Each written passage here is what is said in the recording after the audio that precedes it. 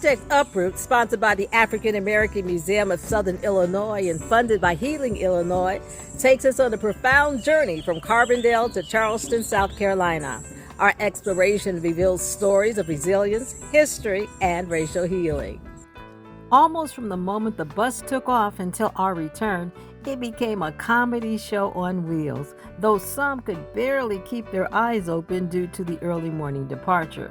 With several breaks along the way, including a stop in Tennessee, the 13-hour trip seemed to whiz by.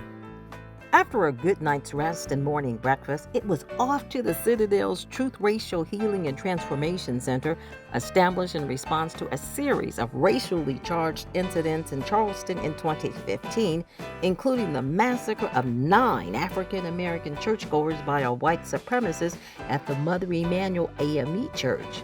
These events highlighted the urgent need for racial healing and prompted the Citadel to take action, and they weren't alone. 5 TRHT centers at colleges and universities, but there are also 15 cities across the U.S. that have adopted the TRHT framework to work within those cities. It continues to focus on promoting an inclusive institutional narrative and fostering interfaith dialogue and community relationships, contributing to the broader goal of racial healing and transformation.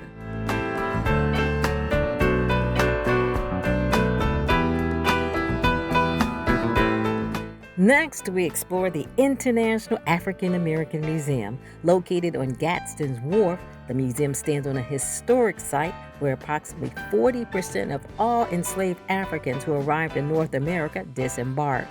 There, we uncover stories of strength and perseverance throughout the 9 distinct galleries that delve into various aspects of African American history, from the transatlantic slave trade to the Gullah Geechee Nation to the cultural and political achievements of African Americans throughout history. Along with the Praise House and Naming Wall and an African Ancestors Memorial Garden commemorating the historic significance of Gadsden's Wharf. After all of that, it was time to feed our faces at Hannah's Soul Kitchen. It was established almost 40 years ago and named in honor of the family patriarch. It is now in the hands of the 3rd generation. While they don't bill themselves as a fancy place, but they do pride themselves as having some of the best soul food in the area and paying service to the community. The next day, an early call time, and it was off to Boone Hall Plantation, which was established in 1681 and is one of America's oldest working plantations. It is renowned for its picturesque avenue of oaks planted in 1743, leading to the main house. Today, Boone Hall serves as a historical and educational site, aiming to provide insights into antebellum life and the history of slavery. The Black History in America exhibit, housed in 9 original slave cabins, presents the lives and struggles of enslaved people and their contributions to the plantation's operations. If you thought the oak trees at Boone Hall were old, the Angel Oak, located at Angel Oak Park, is somewhere between 400 and 500 years old and is considered to be one of the oldest living things east of the Mississippi River. During segregation, it served as a gathering place for African American families. The tree has also been the subject of local folklore, with tales of spirits of former slaves protecting it. It is a symbol of endurance, reminding us of deep roots of the African American community in the region. After lunch, a debriefing of the day's activities with Elder Carly of the Gullah Geechee Nation provided insights into the cultural heritage and resilience of this unique community, which represents the descendants of Africans who were enslaved on the rice, indigo, and Sea Island cotton plantations along the lower Atlantic coast, including South Carolina.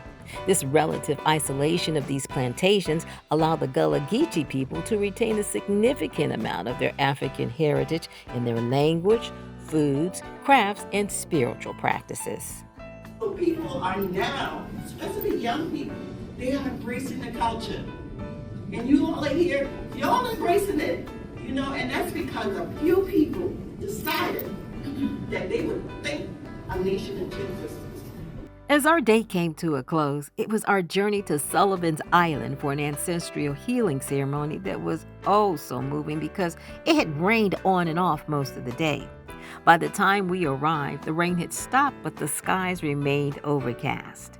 Near the end of our ceremonial circle, it was my turn. In one magical moment, I called out the word sunshine. Not even a minute later, like a spotlight, the sun shone directly on us. Tears of joy flooded my eyes. It had to be an acknowledgement from the ancestors. As we dispersed, we cried, we hugged, and we laughed. It was a confirmation of the power of reconciliation and racial healing. Honoring our ancestors marks the culmination of our Project U.P.R.O.O.T, uniting people while reckoning with oppression and original trauma. From Sullivan's Island, I'm Giovanna Fawcett.